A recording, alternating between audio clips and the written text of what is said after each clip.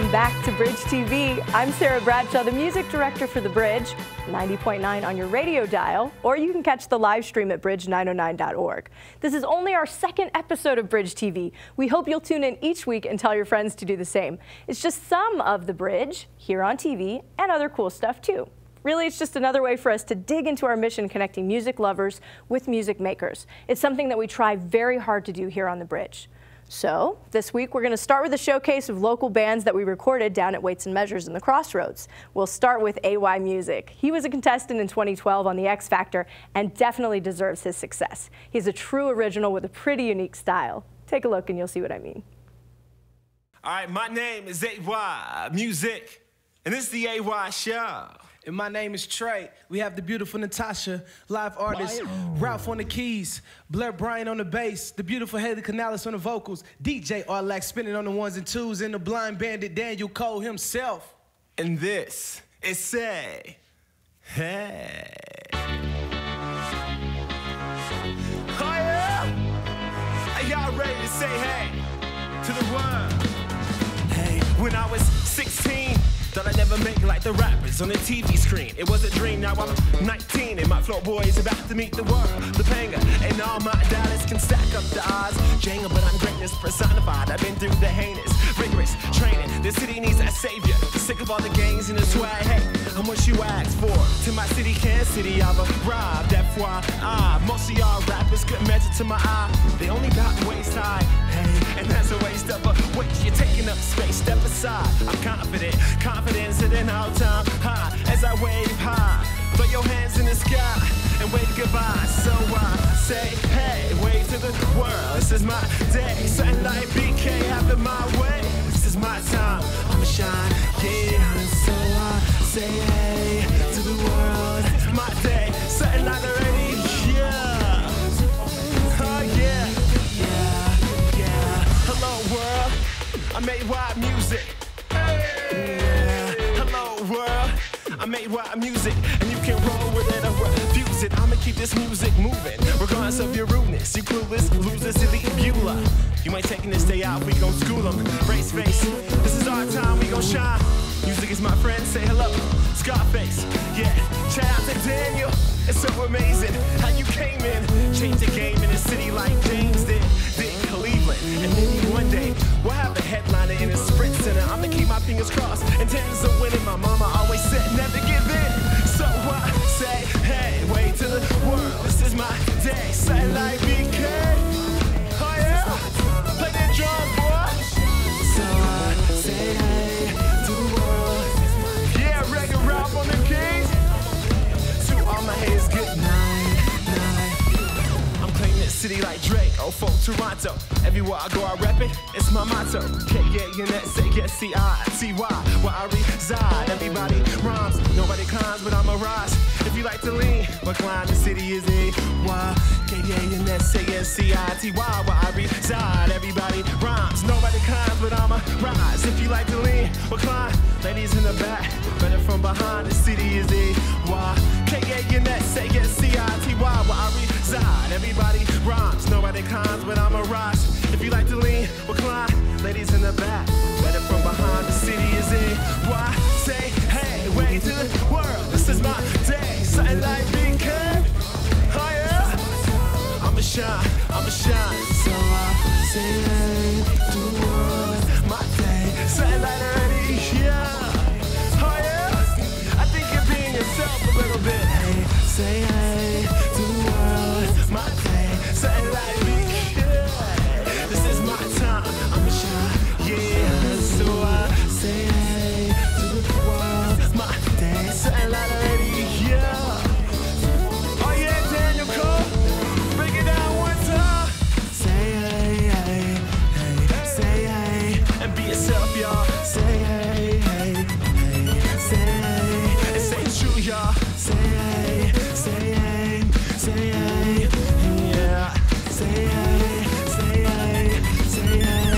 Now when I say A, y'all say Y-A, Y-A, when I say team, y'all say A-Y team, A-Y team.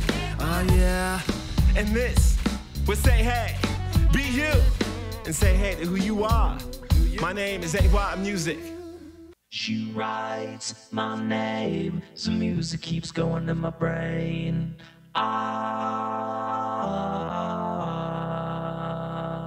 She writes my name, so music keeps going in my brain.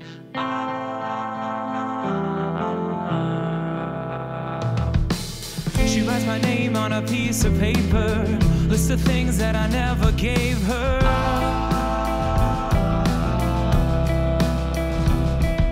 Familiar sounds of shifting boards, years of routine walk out the door.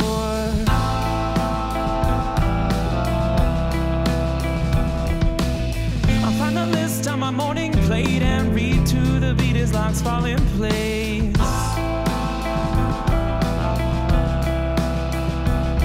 She writes my name, so music keeps going in my brain. So music keeps going in my brain.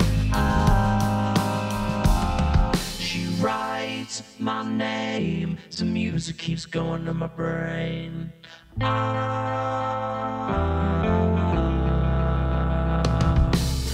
Quarter notes as she descends the stairs, eighth note says she twirls her hair, 16 says I pace alone, then 30 seconds later, new girl on the phone. Old note knocks as I arrive, half notes when I come inside.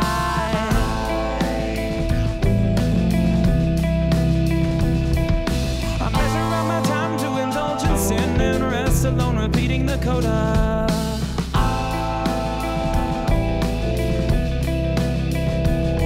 She writes my name, the music keeps going in my brain. The music keeps going in my brain. She writes my name, the music keeps going in my brain.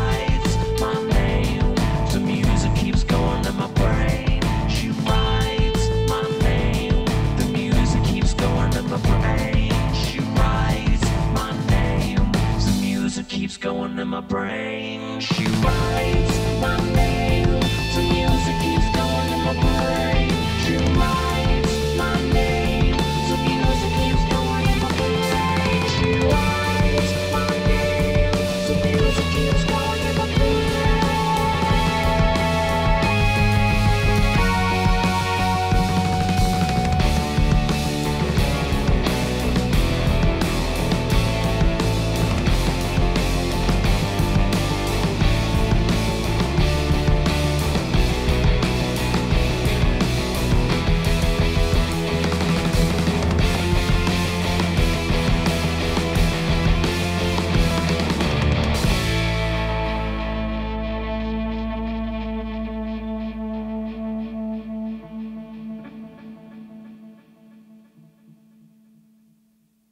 I absolutely love that band. The guys of Antennas Up are all about exploring different directions with their music, and they absolutely always have a good time doing it. All right, so we put in an awesome 12-hour day recording 6 local bands at Weights and Measures in the Crossroads. Dwayne, the sound engineer down there, has been a good friend of the Bridge for a really long time, and he's a master behind the board. Here's a couple more from that session. First up, a husband and wife duo turned full-on band out of St. Joe, Missouri, Eyelit.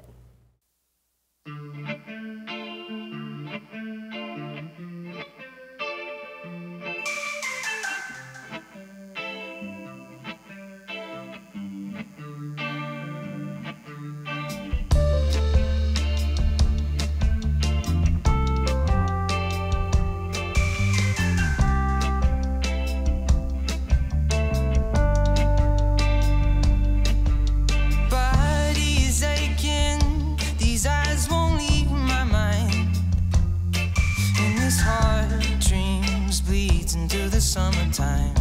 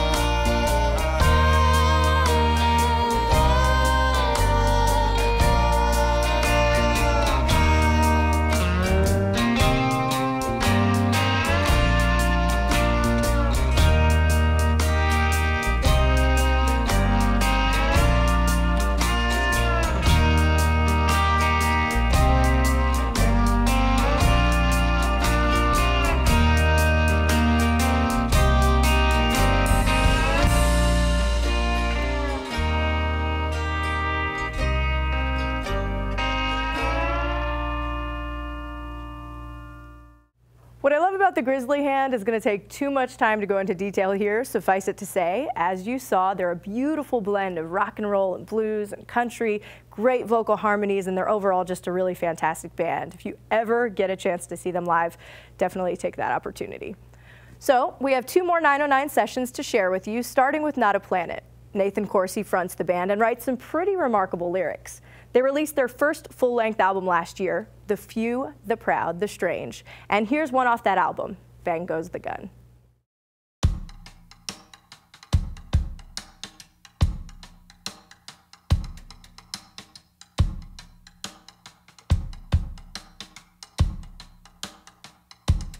I've been howling at the moon up on the hill out here since noon, waiting for you. I started talking to this bird, and I said, hey bird, you send your word. He sang the blues, and then he drew. Bang, bang. Bang goes the gun, and everyone looks out the window.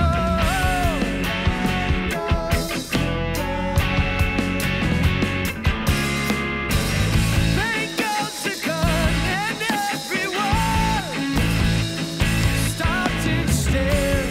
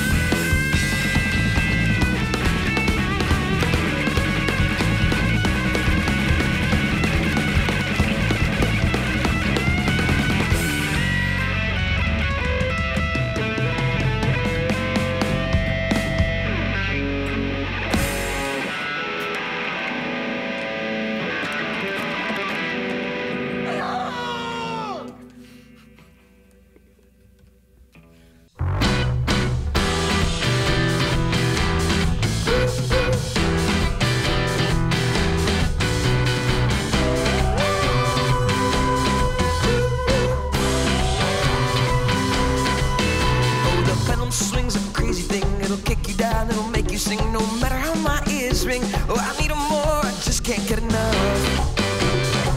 Oh, I just can't get enough.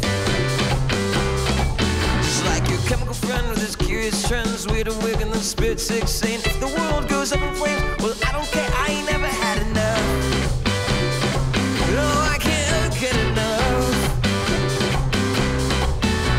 'Cause I can feel you falling through, and I said stop right where you are.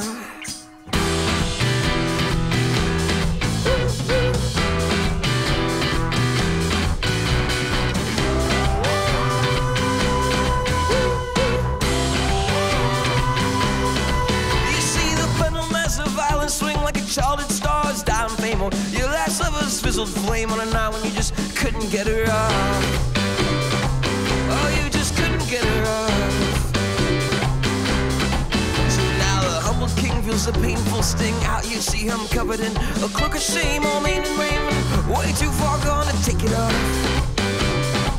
Oh, come on, just take it off. 'Cause I can feel you falling through, and I said stop right where you are. Now I can see you falling through, and I said stop right where you are.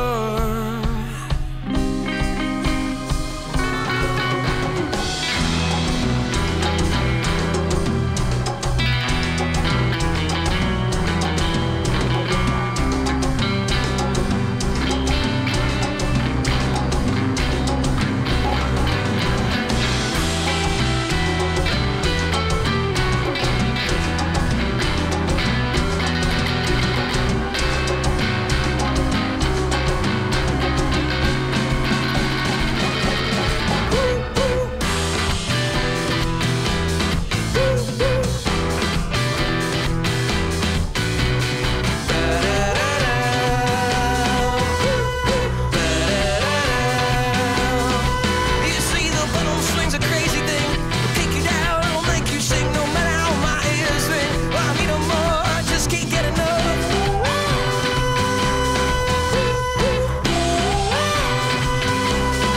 Well, give me the pendulum and the storms it brings. When in hell they bruise your wings. If the world goes up in flames, I wanna be the one to set it off. All right, so if you want to look more into that song, it's Making Movies, Pendulum Swing, the name of the song. Such a remarkable song. Really, really, really great local band out of Kansas City, Missouri, who've really worked for everything that they've gotten and are just amazingly talented, as you saw. Local music is a big part of who we are at the Bridge, and we're digging in even deeper with our new weekly radio show, 8160 with Chris Agirian. It's 60 minutes of local music from the 816 and surrounding areas, and you can check us out on Tuesdays from 6 to 7 p.m., either on air by tuning in to 90.9 FM or anytime at bridge909.org. All right, so last fall, we were lucky enough to have Janelle Monáe in our studios. She hails from Kansas City, Kansas, if you didn't know that already, which is pretty cool, and has definitely made her mark on the national scene. Here's what she had to say about her musical roots. Hi, I'm John Hart, and welcome to the Bridge Studios, where we are incredibly lucky to have Janelle Monáe this afternoon. Thanks for coming by. Thank you for having me. I'm so excited to be back home. The Uptown Theater, playing the Uptown Theater tonight. Does that, I mean, you're from Kansas City, so does that give it extra? Oh, yeah. Oh, my gosh. It means so much. And it's sold out. Like, I didn't know if it was going to sell out or what. You know, you just don't know. And so I knew my hometown would not let me down. It's an emotional time for me because my family's going to be there. Teachers, you know, people who really invested in me growing up, you know, as an adolescent, as a teenager, and I'm a product of them. I'm a product of their hard work, their belief in me, and their love and their nurturing. Well, I'm really excited to go see the show, too. It's going to be a lot of fun. You know, I think that you had a really good jump on ticket sales, just the size of your family. No, exactly, right? They have a whole section. I have a big family. My grandmother migrated here from Aberdeen, Mississippi, and she had 12 kids. Wow. So my mom was the baby, and I have over 50 first cousins. Wow. Yeah, absolutely. So it is a loving, big, supportive family that I have. So if I ask any questions that you don't like, we'll just wave them off. But okay. Can you tell me about the weirdos? Oh my God! How do you know about the weirdos? Shout out to Marlon and Brandon and everybody who was a part of the weirdos, the group. I would sing with them and perform with them at various talent showcases, and you know, we were really avant-garde, just individuals. And when I say that, you know, there was a section of Kansas City who, majority of people, they were singing and they were rapping other people's music, and I was one of them. I would do a lot of cover songs, but the weirdos wrote their music, and you know, were very political too, very political about what they wanted to see done differently, and had a very unique approach. So I will say, being a part of them and just kind of touring with them around Kansas City helped me to discover my inner weirdo. Yeah. If you will. You know, just the slight mentions that I got of them made me think that maybe a little bit of it started there. It did. I mean, here in Kansas City is where I cultivated a lot of my style and my individuality. I remember, you know, my parents couldn't afford to buy me every expensive new thing that came out as far as clothes were concerned, and shoes and the new Jordans and all that, whatever was cool in school. So what I would do was I would go on Westport, and I would go to thrift stores or consignment shops, and I would get coats and I would get shoes, and I was more interested in having the most unique outfit. You know, I never wanted to fit in. I would go buy those cat glasses, and you know, people would look at me like, you know, going through to class in school like, what is she doing? But I was cultivating my style long before today. You know, your folks might not have had a lot, but your mother was very fierce and very determined, yes. And at the drop of a hat, she would load you into that two-door yes. Dodge. How do you know about this? Yes, my mom had this two-door Dodge, and I would never forget how we would travel. I mean, you could fit, this was a two-door small, like Flintstones-looking car, and my friends would spend the night and go to my talent showcases. So you have like at least 8 kids packed in the back. We're sitting on laps. This is all illegal. Don't ever do this. We're sitting on laps, 4 people in the front. Like, it is just, it was one of those piling up, you know, and we made it happen. And she, even though she was working hard, she always made sure that I had a nice talent show outfit, that I had a nice cassette CD with my instrumental on it, and, you know, that we looked our best. You also have quoted, you've mentioned the coterie many times. I have, yes. You became a bit of a writer starting there. I did. I actually, excuse me, in school, I was in English AP, and, you know, honors English, and I would write a lot. My teacher, Mrs. Appleberry, who I had the opportunity to see today, I went to go speak at my old alma mater, my old high school, Schlegel, F.L. Schlegel High School, and she really encouraged me to just write from your heart, and she had such a unique and interesting way of teaching that it always made me want to write and be great at it. And so I took that, you know, over into acting, and the programs that I got into with the Young Playwrights, the Round Table, I want to say that's the name of it, where I would go and, you know, just write short stories and fellowship with other writers and actors. And then I did Shakespeare at Wyandotte High School, and so, you know, the Coterie Theater was so instrumental in helping me hone my craft as a writer. You went to work doing as a maid at one point to help fund your education in New York City. Mm-hmm. And you were originally thinking musical theater, but my impression is that, you know, the musical theater thing, you know, you really needed more than performing somebody else's work. Absolutely. You're right. You're absolutely correct. Now I'm doing it but just on my own terms. I've always, again, I've been a writer. I've had these ideas. I love science fiction. I love telling stories using science fiction. And I remember growing up, I would watch Star Wars and Star Trek, and I would watch all these things with my grandmother. Yeah, and so I was just inspired to write, you know, this musical or this theme that dealt with Kansas City, but in the future, you know, and I knew that I needed to focus on that, and I needed to have a clear mind and really take that risk and truly be diligent about writing my own work. I'm sorry, I just had to start laughing because, you know, I know you're into science fiction, and like the science fiction question always is, okay, are you Star Wars or are you Star Trek? Oh, I love them both. I mean, Well, I would think that you have to go with Star Wars, though. You know what? I'm going to go with Star Wars because and I know why. Why? Because of George Lucas. Yes, absolutely. So I'm Star Wars all day. What you're talking about is I had the opportunity to perform at George Lucas's wedding reception. I was so excited. His wife saw me perform in Chicago, Melody, and she was just like, you have to, please come. And I said, absolutely. And I met Steven Spielberg there as well. Wow. Who helped me get my gig on SNL.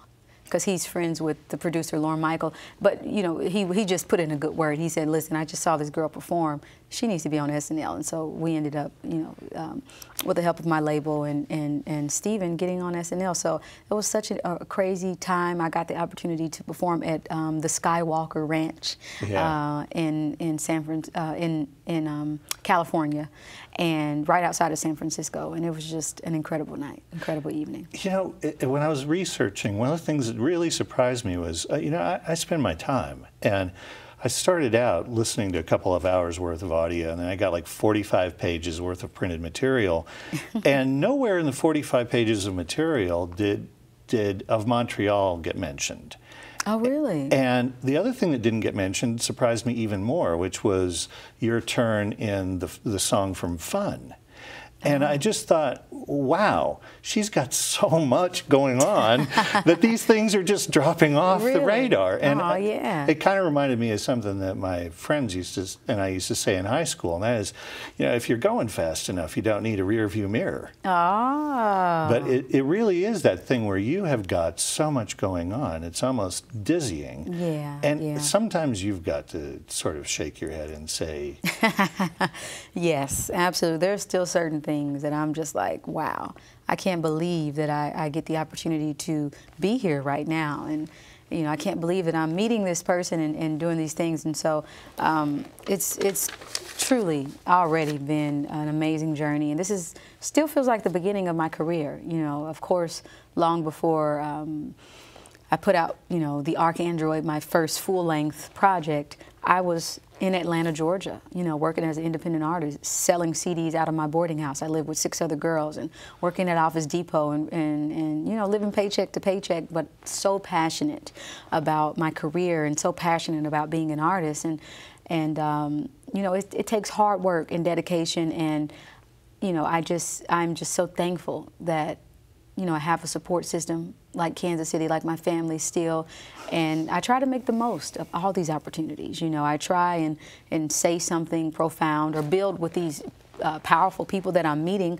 You know, I was talking to you off camera about providing a performing arts school here in Kansas City, Kansas. That is something that I really am passionate about, and there's an urgency. Also, more foreign exchange programs. I think that kids need to already be thinking globally, not just this is it, this is the world around me. They should get a taste of what it's like to travel abroad in school. You know, I think that's so important that we instill those values in the young people. I get the opportunities because, you know, I'm an artist and I'm writing music and you know, but not everybody will get those opportunities, and I pray everybody does, and so that's why I think it's just important that the community come together and make the opportunities for the kids. Well, and you know, what a role model you're giving. Thank you. Thank you.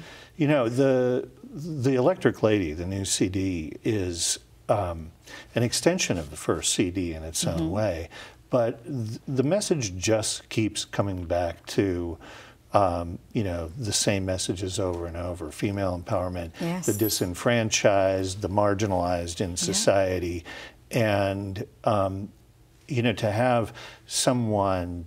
I know you spent time today at your old high school, and they have to know that they are in now the same place that you were in not too terribly long ago. And that's the kind of thing that can have real effect, not a small secondhand kind of thing. That can move people to change their own lives. Absolutely. How was that experience for you? Emotional. It was so emotional visiting, you know, because as you said, these kids are in the same, you know, seats. They're sitting in the same gymnasium that I sat in, that I listened to, and listen to people come in and speak, you know, to us. And it is, you know, I always get nervous about those events because I have so much to say and I want something to resonate. I want them to feel more empowered. I want them to be more encouraged.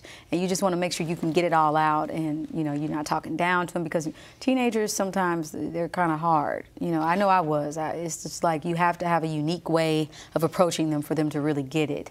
And I just pray that everything I said resonated. And it was a great time. My old teachers were there, Mrs. Appleberry, my English teacher, and Mr. Ammons, my music teacher, and so many of the people who helped me become the person that I am. And like I told them, I wish I would have listened more, you know, in high school. I wish I would have. I wish I would have focused a little bit more. But that's why I'm an artist, because I'm a little, you know, crazy at times. But had I just focused just a little bit more, I probably would, you know, be doing 3 things instead of 2. Yeah. You know, we've talked about your love of science fiction, and you have the continuing story that's been going through your CDs and androids. Yes, the other. Yes, but the android is a metaphor for those marginalized. Absolutely. And yet, there's also sort of a real-world link there because of the work of Kurzweil, who basically is sort of saying that before too terribly long, machines and human beings are going to be indistinguishable. Right, yeah. Would you like to have, if it turns out like Kurzweil thinks that it might, would you like to have your brain downloaded when the time comes so that you can live on in a machine? Sure, if it would help, you know, better humanity and society, my thoughts and ideas in a positive manner, absolutely. I would donate that if I was ready to pass on and be gone. Or even while I'm still alive. That'd be awesome to have. That'd be cool. Shoot. Download. Can we download, if we could download Einstein's brain? Just imagine if there were more Einsteins, if there were more Salvador Dali's, Picasso's, if there were more Harriet Tubman's. Who knows? I mean, it could be an incredible asset to society. If I get my brain downloaded into an android, I just want to make sure that the android has the capability to still enjoy Gates. Gates barbecue, right? That would be the feature. That would be the feature. In terms of food, feed me Gates. If it doesn't download in my mind, you guys better go in and manually put it in. The Gates barbecue is something that I have to think about at least 3-4 times a year. Yeah. So the new CD is called the Electric Lady, Yes, and sir. it's available now. And Target has a special two-disc version. Yes. It's got a bunch of extra tracks on it. It's definitely worth going out and getting. You. And of course, you're going to be playing tonight at the Uptown Theater. Absolutely. Which is just going to be an amazing night. And you know, it's every bit as special for us, maybe more special for us, for you to come home than it is for you. Oh, it's a two-way street. So thanks for coming in and spending the time. Thank you. You know, I made the same statement off camera, but you know, there are a lot of people who are ready to partner with you whenever you want to come back and do some things here. Oh, thank you so much. Absolutely. It's an open door. Let's make it happen, and let's continue to nurture our community and our young people and give them resources that they can go out and they can be even better than Janelle Monáe. The Electric Lady is in stores now on Atlantic Records, and the 2-disc version is at Target. Thanks so much, Thank Janelle. you so much. Appreciate it. God Janelle bless you. Monáe Thank you so on much. 90.9 The Bridge. Thank you. As promised, we wrap up our hour of Bridge TV with a look at arts and culture in the region, including a spotlight on local filmmakers making their own mark on the music scene. Cinema KC presents their short series Noteworthy, a collection of both new and old music videos produced right here in KC.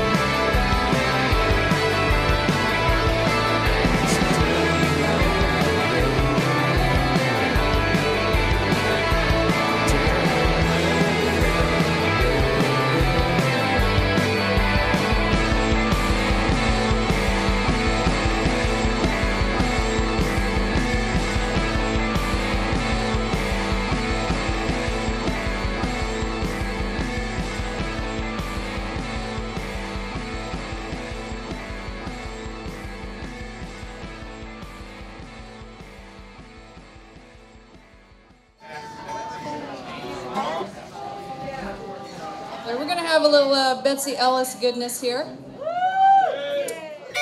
Buffalo nickel.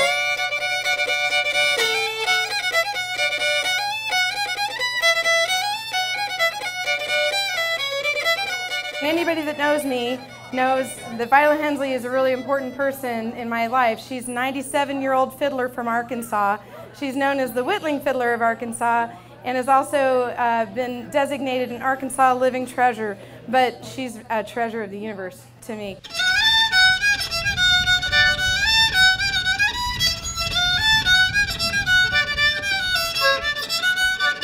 Oh, dear Ma, pin a rose on me. Two young men are looking at me. One is blind and the other can't see. Oh, dear Ma, pin a rose on me. I am Violet Hensley. I'm called the Whittling Fiddler because I've made 73 fiddles, made fiddles and played fiddle. I wanted to play the fiddle, I guess, because we didn't have anything else to do, but we didn't have television or radio, and Dad played it, and I guess it just struck me that I wanted to play. And I can't read. I'm not a musician. I just learned it. It's in my head. If I can't put it in my head, I can't put it on fiddle. When I was about a teenager, I could just about copy whatever I heard. That's the reason I learned it so well. When I fell in love with fiddle music, I fell so hard, and I turned away from pretty much all other genres of music for years. And it was only a few years into that first flush of loving traditional fiddle music that I met Violet. And I hadn't spent too much time with elder generation players before that. I had met a few, had been really excited by some of those meetings and inspired by other Ozark fiddlers in particular, actually. But I didn't have that many inspirations who were female. And meeting Violet and this really strong lady who pretty much never met a stranger in her life. You know, that first meeting was so impactful, and she was so welcoming, and she cared enough to spend time with me. If I asked her to play this section again, I'm just trying to get that bowing. What is your bowing? Her little tricks, I used to call them. She was so patient and would spend this time with me as many times as I wanted. Go over it and go over it, and never got tired of taking that time to share those little special moments with me. And so how could I not have a lifelong friendship with her? You know, I like this lady right here too. She's a great friend. I love you, Violet. Absolutely. I feel like our friendship is one of my favorite. We've been friends all of our life, but we didn't know it until we met about 10 years ago. That's right. This life will be o'er and I'll travel no more. Learning a tune from Violet gives me the opportunity to see the whole picture, literally. I like to think of fiddle tunes as the melody, the notes come in the ears, and then the bowing comes in through the eyes.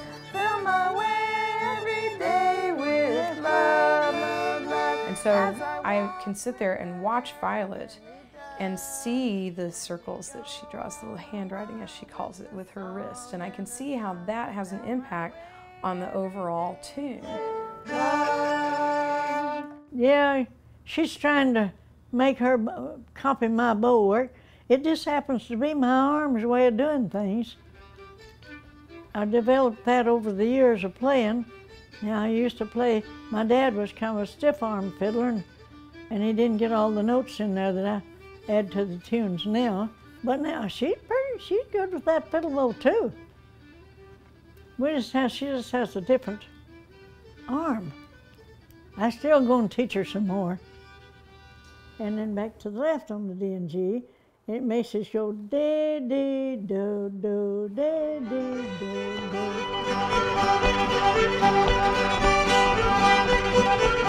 Well, Violet has her own approach to these tunes. Some of them are so unique that I've never heard the likes of them anywhere else. There are some tunes that come directly from her family.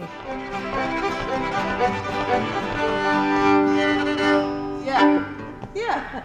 You know, Violet and her existence and her example that she puts out everywhere, it's also a great reminder to appreciate those who have lived very different lives from our own, people who've lived longer than we have, and the multitude of lessons we can get from them. and whether it's, you know, how to get through some hard times or how to make really good cornbread, they're all really important lessons. You and me, little brown jug, don't I love thee. Ha ha ha. You and me, little brown jug, don't I love thee.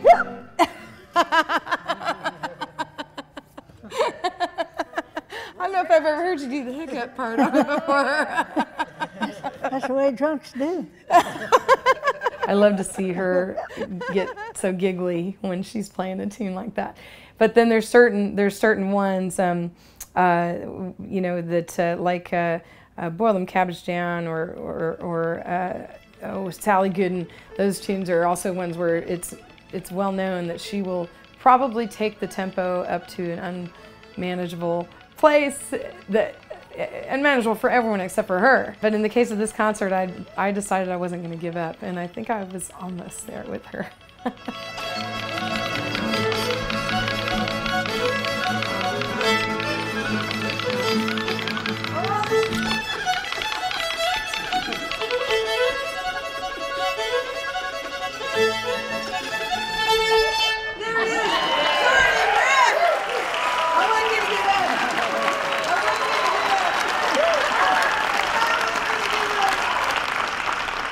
And that'll take us up to the end of our show with one last thing, our upcoming concert calendar. I'm Sarah Bradshaw. Thanks for turning on, tuning in, and listening local.